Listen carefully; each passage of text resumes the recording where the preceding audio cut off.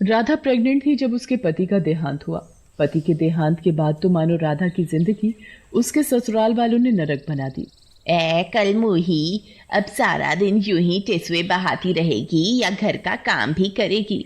माँ जी, पेट में बहुत दर्द हो रहा है। आपको तो पता ही है, मेरा 9वां महीना चल रहा है। मुझसे उठा तक नहीं जाता। मैं काम कैसे करूं? आय हाय हाय हाय, एक तो मेरे भाई को खा गई और अब महारानी आराम फरमाने के बहाने ढूंढ रही है। चुपचाप खड़ी हो और खाना बना जाके। राधा बेचारी दर्द से बेहाल किसी तरह उठती है। हे भगवान, मुझे हिम्मत दे। इस कठिन समय में सिर्फ तेरा ही आसरा है। राधा नीचे सीढ़ी से रसोई में जा ही रही होती है कि उसका पैर फिसल जाता है और वो सीढ़ियों से गिरते गिरते नीचे फर्श पर पहुंच जाती है। उसके सिर में काफी चोट आ जाती है। अरे माँ, ये कैसी आवाज आई अभी? तुमने सुनी क्या? हाँ, लगा जैसे ही कुछ गिरा। चल बाहर चलकर देखते हैं। माँ बेटी जैसे ही बाहर आते हैं तो राधा को खून से लथपथ देखकर वो दोनों घबरा जाते हैं। अरे माँ, ये क्या हो गया? ये कैसे गिर गई? अरे गिरी कैसे ये छोड़, ये सोच कि इस मुसीबत से छुटकारा कैसे पाए। अगर आस पास पड़ोस से किसी ने भी इसे इस हालत में देखा तो वे लोग हम पर ही शक करेंगे और पुलिस का चक्कर अगर पड़ा तो हमारे लेने के देने पड़ जाएंगे। तुम सही कह रही हो माँ, इसे अस्पताल लेकर चलते हैं। फिर माँ बेटी राधा को जल्दी से अस्पताल लेकर जाते हैं।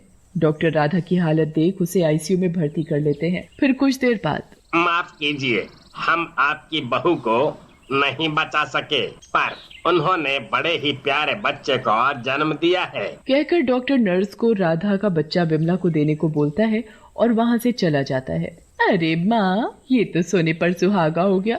बिना कुछ करे धरे ही उस चुड़ैल राधा से पीछा छूट गया हमारा। हाँ, मगर अब इसके बच्चे का क्या करे? खुद तो चैन की सांस लेकर मर गई और इसे हमारे मत्थे मर गई। विमला और तिमसी राधा के बच्चे को घर ले तो आते हैं पर बिल्कुल ध्यान नहीं देते। राधा का बेटा भूख से रो रहा होता है। तभी वहाँ राधा की आत्मा आ जाती है। अरे मेरा बेटा कैसे रो रहा है? राधा उसे उठाती है और अपना दूध पिलाने लगती है। ऐसे तो ये लोग मेरे बेटे को भी मार डालेंगे। अब मुझे ही मुन्ना का ध्यान रखना पड़ेगा। फिर अगले दिन, माँ, रात को मेरी नींद पूरी नहीं हुई इस बच्चे की वजह से। रात भर इसके रोने की आवाज मेरे कानों में गूंज रही थी। आखिर है तो उसी चुड़ैल राधा का बेटा ना, सुकून कैसे लेने देगा? ऐसा लगता है जैसे जिंदगी इन सब में ही उलझ गई है। मैं क्या कहती हूँ, आज मैं इस मुसीबत से छुटकारा पाके ही रहूंगी। वो कैसे? रुको, बताती हूँ। फिर जैसे ही अंधेरा होता है, तिमसी मुन्ना को एक कपड़े में लपेटती है और सड़क पर छोड़ आती है।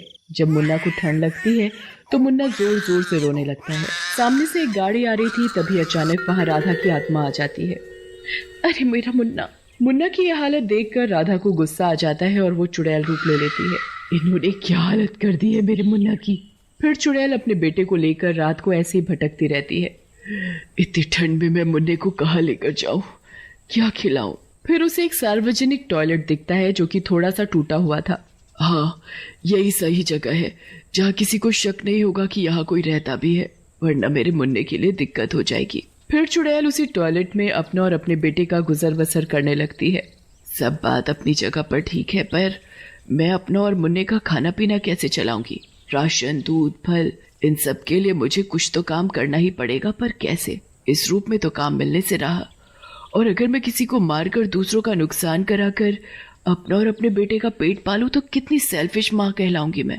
नहीं, मैं ऐसा नहीं कर सकती। फिर रात भर सोचने के बाद वो एक नतीजे पर आती है। अगले दिन वो एक औरत का रूप धारण करती है। हाँ, अब ठीक है, अब मैं काम करने जा सकती हूँ। फिर वो मुन्ने को अपनी पीठ पर बांधती है और एक घर में जाती है। मेम साहब, मुझे काम की बहुत जरूरत है। क्या काम कर सकती हो तुम? ऊपर से तुम्हारा बच्चा इतना छोटा है, कैसे कर पाओगी तुम? मेम साहब, मुझे काम की बहुत जरूरत है। अगर मैं काम नहीं करूंगी तो मेरा मुन्ना भूखा मर जाएगा। मेरे अलावा उसका कोई नहीं है। मैडम को चुड़ैल की बातें सुनकर तरस आ जाता है। ठीक है, अब रोना बंद करो और ये बताओ कि तुम क्या क्या बना सकती हो। जो आप खाओ मैं सब बना दूंगी। ठीक है, वैसे आज मेरे घर कुछ गेस्ट आ रहे हैं तो उनके लिए कुछ अच्छा सा स्पेशल बना दो। फिर चुड़ैल मुन्ना को वहीं फर्श पर लिटा देती है और खाना बनाना शुरू करती है। मेहमानों के आने पर वो उन्हें खाना खिलाकर बर्तन धोकर जब सारा काम खत्म हो जाता है तो वो भूखी पेट घर जा रही होती है। तभी मैडम उसे रोक लेती है। अरे, तुम बिना खाए ही जा रही हो? कोई बात नहीं मैडम जी, आपके मेहमान खुश हुए तो मेरी मेहनत भी सफल हुई। अगर आपको देना ही है तो आप मुन्ने के लिए दूध दे दो थोड़ा सा। फिर वो मैडम से दूध लेके टॉयलेट वाले घर में चली जाती है। टॉयलेट में आने पर ही वो अपने असली चुड़ैल रूप में आती और वो मुन्ने को दूध पिलाती है और दोनों सो जाते हैं। अगले दिन फिर चुड़ैल औरत का रूप लेकर काम पर जाती है। कुछ दिन ऐसे ही निकल जाते हैं। चुड़ैल औरत रूप में टॉयलेट में रहकर अपना और अपने बेटे का जीवन यापन करने लगती है। चुड़ैल में काम की लगन देखकर मैडम उसे सराहने लगती है और उसकी मदद भी करने लगती है। जब भी उसे पैसों की जरूरत होती मैडम उसे कभी मना नहीं करती और मदद करती। पर एक दिन, अरे सुनो, आज मेरा जन्मदिन है, आज तुम बिना खाना खाए यहाँ से नहीं जाओगी। अब तो मुन्ना भी बड़ा हो गया है, वो भी खा पी सकता है। अरे अब मैं मैडम को कैसे बताऊं कि मैं ये घास फूस वाला खाना नहीं खाती। मैं एक चुड़ैल हूँ और मेरा पेट इस खाने से नहीं भरता। वो बहाना बनाकर बोलती है, मेम साहब आज मुझे कुछ जरूरी काम है और आज नहीं किया तो दिक्कत हो जाएगी। फिर वो फटाफट मुन्ने को लेकर वहाँ से निकल जाती है। ये कुछ अजीब सा बर्ताव करती है, कभी भी कुछ खाने को कहो तो मना कर देती है, बस भागने की पड़ी रहती है। आज मैं पता करके ही रहूंगी। फिर मैडम भी उसके पीछे पीछे जाने लगती है। अरे ये कौन सी जगह पर जा रही है, कितनी बदबू आ रही है यहाँ। तभी चुड़ैल मुन्ने के साथ उस टॉयलेट रूम में घुस जाती है। छी, कैसी जगह है ये, और ये यहाँ क्या करने आई है। फिर भी किसी तरह मुंह ढककर मैडम टॉयलेट में घुसती है तो देखकर दंग रह जाती है। मैडम उसे छुपकर देख रही थी कि कैसे वो अपने बच्चे को एक टॉयलेट रूम में पाल रही है। ये सब देखकर मैडम की आंखों में आंसू आ जाते हैं और वो बिना कुछ कहे वहाँ से वापस आ जाती है। फिर अगले दिन, अरे तुम आ गई। आज मैं क्या सोच रही थी कि यहाँ का काम भी बढ़ गया है और तुम्हें मुन्ने के साथ रोज आने जाने में दिक्कत भी होती होगी, तो क्यों ना तुम यहीं रहने लगो, बाहर गेस्ट रूम में। मेरी मदद भी हो जाएगी और तुम्हें दिक्कत भी नहीं होगी। चुड़ैल मन ही मन सोचती है, अगर मैं यहाँ रहूंगी तो मेरा असली रूप कहीं इनके सामने ना जाए, पर यहाँ रहकर मैं मुन्ने को अच्छी परवरिश दे पाऊंगी। क्या करूँ मैं। काफी देर सोचने के बाद वो अपने बारे में ना सोचकर मुन्ने के भविष्य के बारे में सोचती है और मैडम को हाँ कर देती है। अब उसे बहुत ही संभल कर रहना पड़ता था। उसका भांडा कभी भी फूट सकता था, पर उसे इस बात की तसल्ली थी कि टॉयलेट से निकलकर वो अपने मुन्ने को अच्छे माहौल में बड़ा कर पाएगी। वो हंसी खुशी अपने दिन निकाल रही थी। मुन्ना भी अब घुटनों के बल चलने लगा था। एक दिन मुन्ना खेलते खेलते रोड पर निकल जाता है। चुड़ैल घर में काम कर रही थी तो उसे पता नहीं चलता। रोड पर एक तेज गति से ट्रक आ रहा था। चुड़ैल को ट्रक के हॉर्न की आवाज आती है। मुन्ने को खतरे में देखकर चुड़ैल तुरंत अपने असली रूप में आ जाती है और उड़ती उड़ती जाती है और मुन्ने को बचा लेती है। अरे मेरा मुन्ना, तू ठीक तो है ना, तुझे कहीं चोट तो नहीं आई ना। भगवान का लाख लाख शुक्र है कि तू ठीक है, वरना मेरा क्या होता, मैं कहाँ जाती।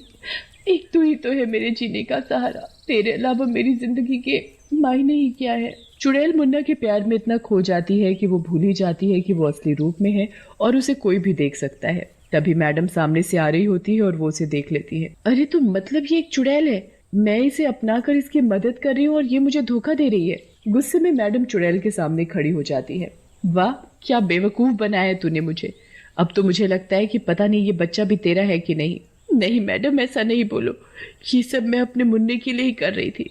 फिर चुड़ैल रोते हुए उसे शुरू से अब तक की कहानी सुनाती है। चुड़ैल की दुख भरी कहानी सुनकर मैडम का दिल पसीज जाता है। तुम फिक्र नहीं करो, तुम्हें मैं इंसाफ दिलाऊंगी। फिर मैडम चुड़ैल की सास और ननद को जेल की हवा